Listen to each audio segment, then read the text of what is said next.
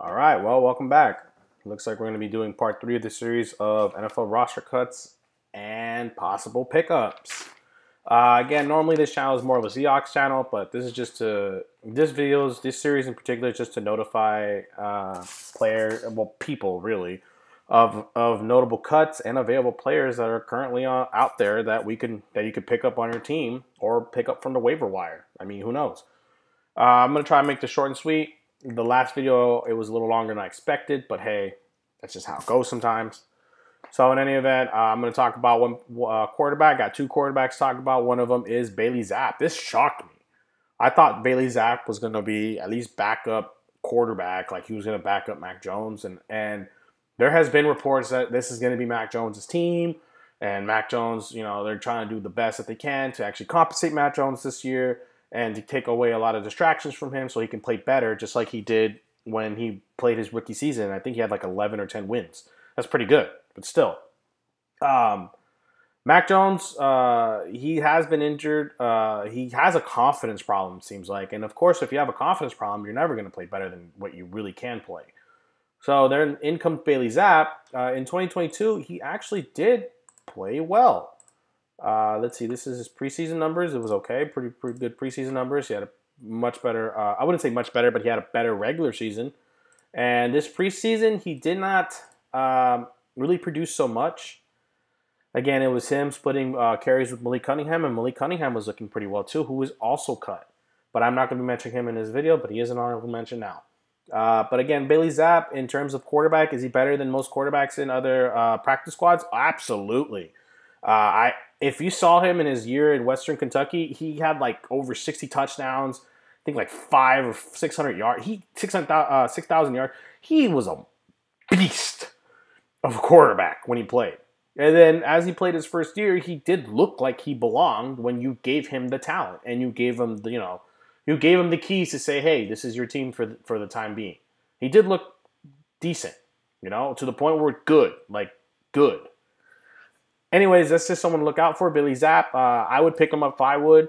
I don't think that the Seahawks will, but I know there's a lot of teams that might. He might come back and be picked up in the practice squad. That's usually how it's going to go for some of these players that I'm mentioning. But hey, let's hope. Next up, we got Ben DiNucci. So I actually really like Ben DiNucci. He's preseason. It wasn't really too much to be wowed about. But in his final game, he did have a pretty good game against the Rams. And yeah, I thought it was something. He's starting to get his reps back in, especially since he came back from the XFL and was the quarterback for the Sea Dragons. And let me tell you, when he played for the Sea Dragons, it was fun. He was a pretty good quarterback, knew how to scramble, was able to throw to, I think it was Josh Gordon. He was throwing to Josh Gordon, throwing a few dimes to him, so there is something to know of DiNucci. Now, can DiNucci make a practice squad? Absolutely. Is there some teams that would pick him up? I think I would, because I think Ben DiNucci is better than our old, because he got cut, our other quarterback, which is Holton Ahlers. Holton Ahlers was kind of like a Taysom Hill, Tim Tebow-ish runner / thrower. I think I mentioned this in the last video. But yeah, I would pick him up any day of the week if I could. So, in terms of running backs, it was tough to find a running back because there's many that did not impress me, and there was just a few that I was not interested in because I knew they weren't that good. But there was one player that really stuck out, and that was Myles Gaskin. Myles Gaskin, I'm surprised he got cut, but at the same time I'm not, because there's the whole Mostert and I think Wilson Jr. tandem that they still have over there. I'm not too familiar with how that goes. He did have a pretty decent preseason this year, but again, he was injured last year, I believe, and he didn't play that much last year. But in 2021, he was running it up, and in 2020, he was running it up. So he had pretty good 2 years, the last couple years. In terms of his preseason, if you saw his tape, he did play pretty well. He's only 26 years old. I still think he has at least another 2-3 more years into him if he's going to keep playing at this level, and a team can actually give him a chance, at least a third back, potential again for him. I'm sure this casualty wasn't too much because he was a 7th round pick. So I would believe that was the reason why they cut him.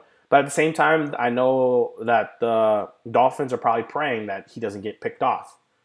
Just like how I kind of am for this next player that's going to come up, which is Esack Winston Jr., wide receiver for the Seahawks that played for us this year. This preseason, if you watch this tape, he played well. He played as though he could have been a fifth receiver or a fourth receiver on some other teams. Unfortunately for us, we are pretty deep on wide receivers. So we're hoping that if he makes it through the waiver wire, he comes back to us on the practice squad. He had a pretty good preseason. There was 2 notable catches I want to mention. There was one catch that he caught from Drew Lock. Both passes are from Drew Lock, by the way. He caught a catch from Drew Lock. It was about a 30-something yarder. And it took Drew Lock, it took all of our offense out of our 5-yard line. Like, we were deep in our red zone. And he was able to bail us out in one of those plays and got open real well, ran a route. Another one was that he was able to show his hands by being able to catch a nice ball, tight ball thrown by Drew Lock into double coverage, which, hey, you don't want your quarterback to do, but Winston Jr. came up with the ball, he caught it. He is 26 years old. So that is something to know. He is a little older. He was drafted in 2020. But in terms of actual ability and what I saw on the field, he definitely belongs in a practice squad or at minimum, at most, a 53-man. Next up, I do have Miller Forrestall. So Forrestall is kind of an interesting player. He was drafted with Tennessee, but I guess he was cut. I didn't really get too much of that. At the Crimson Tide with Mac Jones, he was really good. He was a good vertical threat.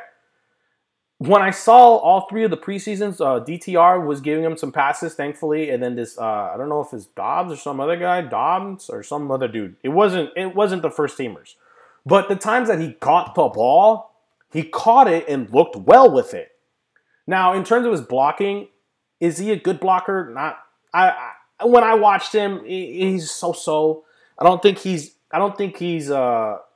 a good choice to be your first blocking tight end or like a first round, like a first down tight end if you're gonna use him for blocking. But he's a good receiving threat, and if you see him on tape, he is pretty big. I think he looks bigger than 245. I think he's like 255 because he does, like, his features, his actual stature is huge. He's a big guy. And when he does catch the ball, he does show some speed. He flashes some speed. The thing is, he's 25 years old. He's relatively young. I would like to give him a chance. In my opinion, I think he could probably do better in another team because they have, I believe the Browns had Njoku, and Njoku's definitely is their best option in tight end at the moment. So, where does that leave Fournier? I think he was probably cut third tight end or something like that. And they're probably hoping to bring him back. But what I saw him this preseason, he did play very well. And so I'm highlighting that because he's one of my only tight ends that I actually did really like when I was studying a few other tight ends. All right, here we go. So next up, we have Isaiah Prince. Isaiah Prince did okay. He did better than apparently what his other seasons were because he was not really that good throughout 2019 onwards until now. He does have great makeup size, 6'7", 305 pounds. I think he looked a little bigger, like maybe 310, but like in terms of girth. He's still relatively young, 26 years old. And when he did play, he played competently enough to in the tackle position. And what I liked is that he didn't look as slow as some people. There's some, he is a little slower. But trust me, when you guys just Google Stone Forsythe, you want to talk about slow, Google Stone Forsythe. That's it. At this point, I would actually try to pick him up. He seems like a good project. And if you saw him in the preseason with the Bengals, he did play well. I actually am going to get, not the Bengals, I apologize. With the Broncos, when I watched him with the Broncos, he did play well. He played okay. He didn't play like bad, like bad out. You know what I mean? He wasn't like shining out the stars, but he was playing better than what other people have said about him, or at least what I researched in the past. So I think he's finally getting his crap together and is starting to like really start playing the tackle position like he should. So for the Broncos, not for the Bengals, I apologize, but for the Broncos, he was actually doing well. So in any event, let's go ahead and switch it up to Jalen Thomas. Now, Jalen Thomas is someone that I'm actually really intrigued in after I did a lot of research to. He's from SMU. The thing with him is that he's an undrafted free agent rookie at the moment. So I think he's like 22, 23 years old. I kind of forgot. But he is very, very young still. He played offensive tackle. He was their left tackle at the Mustangs, and he was great. Like, his numbers were great. He was a really solidified left tackle. He wasn't drafted, but as he was picked up by the Ravens basically told him, look, if you want to make the team, you got to be a guard or a center. So they moved him on the inside. He was a center a few snaps, but for the most part, I saw him as a guard in the preseasons, and he didn't play bad. Yeah, sure, he had one penalty, but for the most part, for what I saw out there, he wasn't that bad. The thing is that he's not exactly a center or a guard. He's a tackle. He's an outside left tackle, and he's mobile and agile. So if the Seahawks could pick him up, or if any other team could pick him up, and maybe want to use him in his natural position as an outside tackle, this might be a home run steal right here. Again, Jalen Thomas is, if you saw him in SMU, notably his tapes, he was killing it. And I understand SMU is probably like a lower tier school or whatever, but the competition he did play some of it was good. You did see some good notable candidates, but in any event, that's not the whole point. The whole point is that there is potential in him. He's extremely young. He's probably extremely cheap to pick up right now, and he did perform pretty good in the preseason. So if he slips away and we're able to pick him up, the Seahawks notably, or any other team, you guys have something to work with here. All right, so next up, we do have Jalen Smith. He was playing with the Saints, and when I saw him, he was pretty good. I was like, hey, this guy, I didn't realize that he was 29 years old. I mean, I thought he was, yeah, I think that's about right. I thought he was like 30 or 28. So I guess 29. Like, I know he's been in the league for a couple of years now, but I didn't think he was already 29. I thought he was like 28 or, not 30, I apologize, but like 28 or 27. Like, I thought he came in when he was like 20 years old. But yeah, he was a second round pick.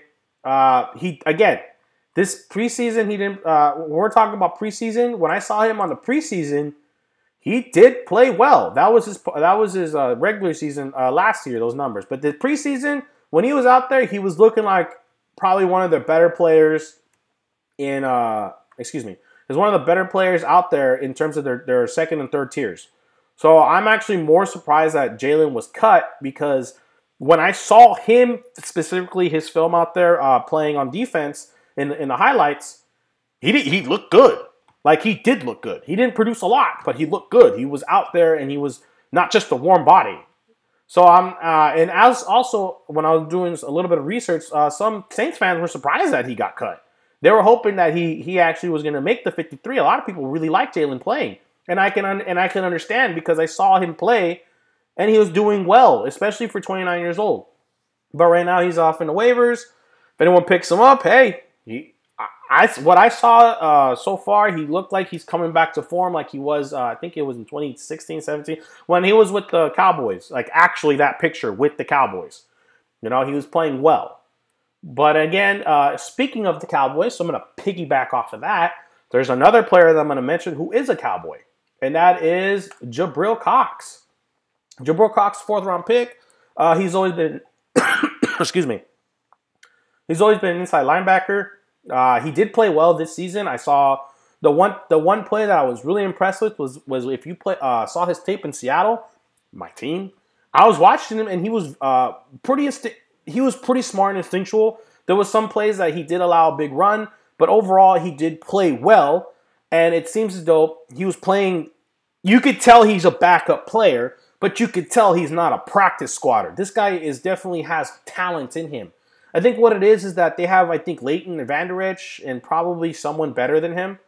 So I'm not too familiar with the linebacking core for the Cowboys, but in terms of talent and finding a player better than that's at least better than Jabril Cox right now, it's a little hard, because Jabril Cox actually has good talent. He's still relatively young, 25 years old. And he can still if you need him middle linebacker, he might be able to produce for you because he plays in the middle linebacking specifically. But I'm sure he might swing outside. So next up, we do have Tanner Ingle.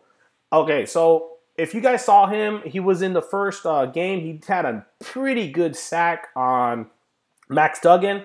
And the reason why I'm mentioning this right now is because this is something that he did in NC State.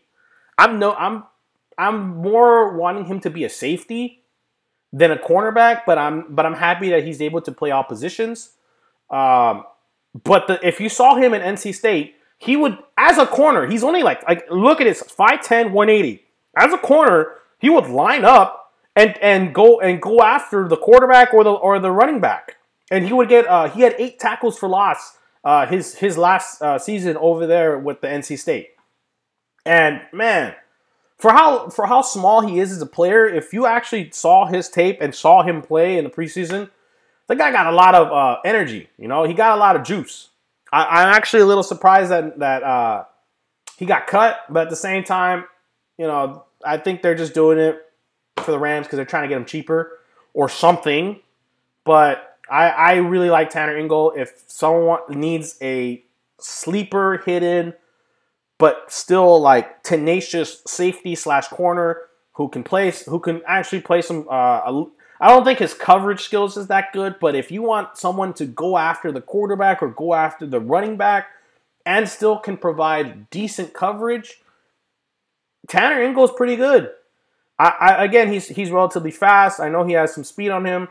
It's just what amazes me is that he's so willing to go after the quarterback. He's so willing to blitz as a cornerback. He loves running after and tackling, getting tackles for losses. That's what he blossomed at in NC State. So do I see his talents being better than someone in any team's practice squad? Absolutely. So again, check this guy out. I think you might like him. I actually, as soon as I started watching his tape and I started actually doing research, I was very impressed with Tanner. It's just more of his NFL size. He's really little, 5'10", but like skinny, like 100. It shows 179 pounds. It really does show he's a light guy.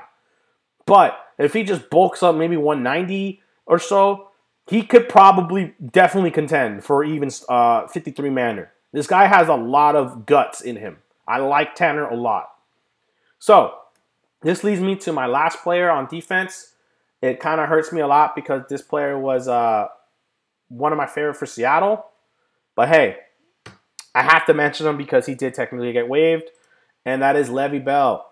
Le'Veon Bell was, I think, initially with the Ravens. I think he went UDFA and then went with the Ravens. They cut him, and then he came with Seattle. And let me tell you, the 3 games he played in Seattle, he was great. He wasn't good. He was great. Like, he was killing it. In terms of his NFL size, I think he's about 6 foot. I don't think he's 6'1". If you see him on tape, he is short. He's short compared to everyone else on the team that are like 6'4", 6'5". You can see that he is definitely the shorter guy. But he's a big dude. Big dude, 280. You can see that 275, 280 pounds. Like, he's massive. But the one thing that really impresses me is that he uses his lower frame to his advantage, takes leverage, gets underneath the tackle or guard, and rushes the quarterback. He shows competent speed. If you check his combine, he ran a 4.6. That's pretty quick. But here's another thing I'm going to tell you with Le'Veon Bell. He's not just an edge rusher. He's also an outside linebacker. He's lined up on the outside before, on playing in coverage. He's actually not too bad in coverage either. He'll actually chase you down. And he's played interior line. His final game of the season, we saw him play DT, playing interior, and he didn't look too bad either. He was playing better than, I wouldn't say better than average, but he was playing at the average mark, and he probably could have been good, like if you put him on defensive tackle. But notably, he played fullback. He was playing fullback in one play, and he got a pretty good block for I think it was Koback for a touchdown, or it was Koback or Thompson. Somebody got a touchdown, and I was happy to see that. And what really does motivate me with Levy is he actually deliberately told the team, "Hey, what do I have to do to make the team? I will do everything to make the team." And it makes sense. He tried to play 4 positions and try to fill in all the needs possible for Seattle. And it's kind of unfortunate because he did get cut. But I'm going to show you right now. This guy, 88.6. Like, I don't know all the other stuff, but that's just correct. 88.6. He was really, really out there being a great player. And I'm just a little nervous because any other team who really did pay attention to the Seahawks, notably Bell, they would know, holy shit, he just got waived. We could pick him up and he could produce. So that's the only thing I'm worried about is that some team is smart enough to actually see what Bell has done all preseason and pick him up. Now, I'm worried that he will get picked up because, again, if you saw his tape, he was a great player. But I'm also, at the same time, a little not worried because Le'Veon Bell is not a big name. He's not like a Jalen Smith again or Jabril Cox, who is also one, or a Myles Gaskin, even though a 7th-round pick, he did perform back in 2021. And Bailey Zapp. Like, all these players I'm naming, they have a bigger name than Le'Veon Bell. But Le'Veon Bell, especially this preseason, produced definitely more than these players. I'm sorry, but he did. He was, I want to say, amazing. He was great.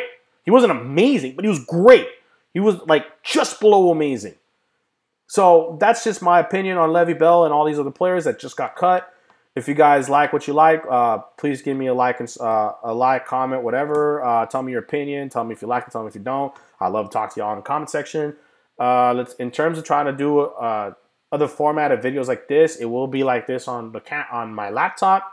But I do also do standalone, like Talkhead standalone, where I'll talk about my Seahawks. That would only be mainly for like pregame and maybe postgame. As the season goes on, since we're going to start NFL seasons. But like in terms of topic videos, or even like videos like this, like something happening in the NFL, I'm going to go ahead and do it in this format because it seems as though it's more helpful for everyone. So in any event, I do thank you guys very much. Again, I'm going to say it again. Please like, subscribe, comment, tell your friends. And yeah, you guys enjoy. And I always say this every time. Go Hawks!